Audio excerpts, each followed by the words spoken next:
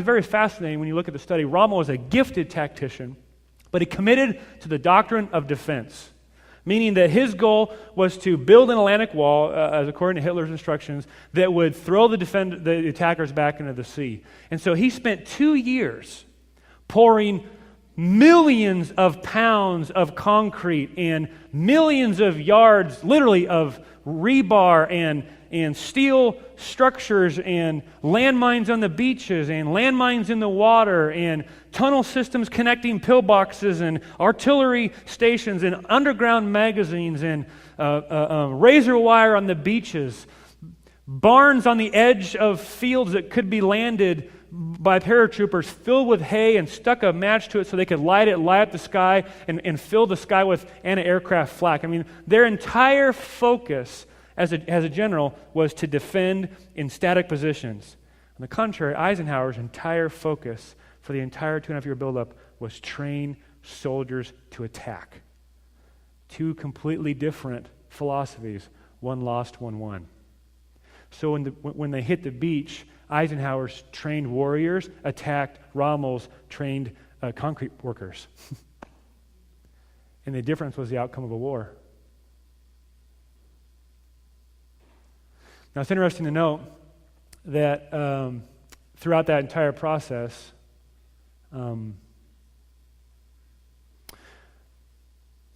there was never once question of whether or not they should. It was always and only a question of how. And Montgomery, if you know Montgomery, he was kind of a stuck-up, arrogant British general, right? Right? I beat them in Africa, and I'll beat them in France. He had his big head. He wanted to make a name for himself, and he's a brilliant general, but he's kind of stuck up, and he really rubbed against Eisenhower. Now, as someone pointed out, you can't not be a general, be full of yourself at some level, so I get that. But Eisenhower had the gift and ability to kind of bring these big heads together and go, hey, okay, good idea, let's work together. And Montgomery was pushing for a wide front. Let's hit them everywhere possible. And Eisenhower was convinced that Montgomery's philosophy of a wide front would not work. And so he dedicated the Allied commanders to the philosophy and the principle of a concentrated force, meaning we will take everything we have and we will concentrate it on a small point of focus with the goal of punching a hole through the Atlantic wall and establishing a beachhead to then supply the steady stream of troops advancing inland to take more ground for Allied troops and eventually oust Hitler from Germany. And the plan worked.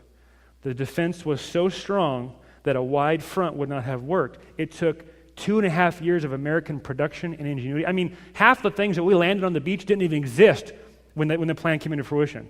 Eisenhower's like, I need boats that can carry troops from the LCIs and LCAs into the beach and dodge around landmines and land them quickly and extract themselves and go do it again. That boat didn't exist until a man named Higgins in America said, I got a boat like that. And he had bought a year's supply of mahogany from a country 3 years earlier, anticipating a ground war need, right? Entrepreneurism, right?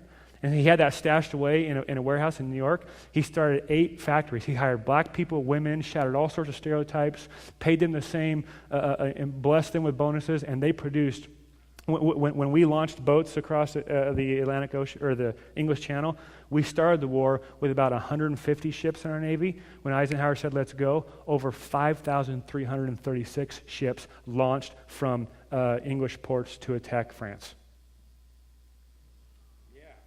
That's what I'm talking about. That is a massive armada of troops. One that Eisenhower said the world will never see again because in our nuclear age, you could never bring that big a concentration of troops together in one spot. So that those in the planes looking down said it was like you could walk from boat to boat to boat from England to France. There was so many of them. And those in the boats looking up said you could not see sky. It was black with planes that had not existed 12 months earlier.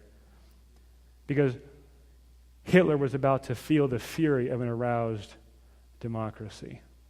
Now, that's the analogy that has been just kind of stirring me up this summer in relationship to how the church should function, how the church should work together as one body on one mission in our city. And so we're launching what is going to be the biggest campaign to date. And the interesting thing about D-Day was they had one shot at it.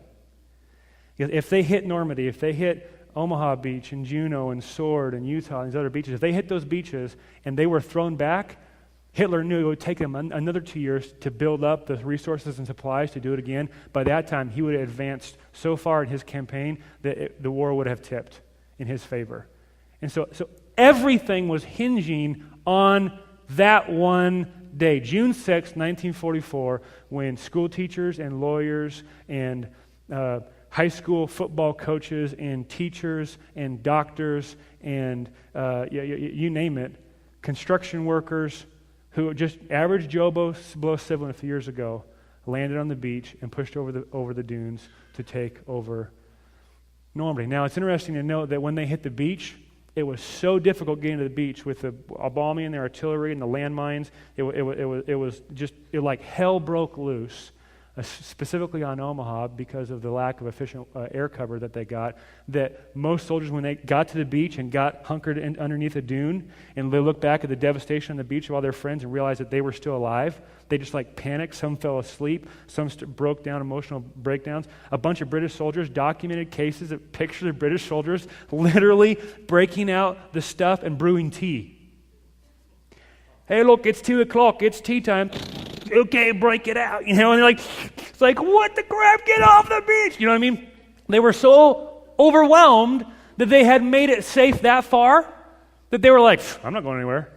I'm hunkering down, man. I made it this far. Nobody else did in my platoon, so I'm staying here. The leadership it took to get those men off the beach was staggering. It took men willing to run over the dune where 300 men lay dead from being strafed by enemy machine gun fire minutes earlier and saying, we got to go. And oftentimes a church can do that. Let's build a building, or let's do a campaign, let's do an event, and the event becomes the beachhead. Let's pull it off. Great, we built our building, or great, we did a great sermon series, or great, and whatever, and then everyone stops and rests and relaxes. And we're saying, no. This campaign, this treasure campaign, a practical series on money and your pursuit of happiness, is the beachhead we want to establish to supply and support the inland invasion of ground troops moving in to take more kingdom ground. So this is just a starting place for us. And so when I'm going to give you action points, it's not, hey, Jesus died to fill you with the Spirit so you could be a glorified chauffeur and invite people to an event. That's not where we're going. This is initiation. This is beachhead. This is Operation Overlord for us as a church to as one body, invite people into our lives. Because the goal isn't to pull off an event. The goal is to make more disciples. The goal isn't to have a great sermon series where Josh preached some sermons on money, and boy, it was really great. I hadn't heard that thought before, and boy, I love that parable of the treasurer, and oh, it's so wonderful. And then nobody changes how they live. The goal is results. The goal is more ground taken for the kingdom.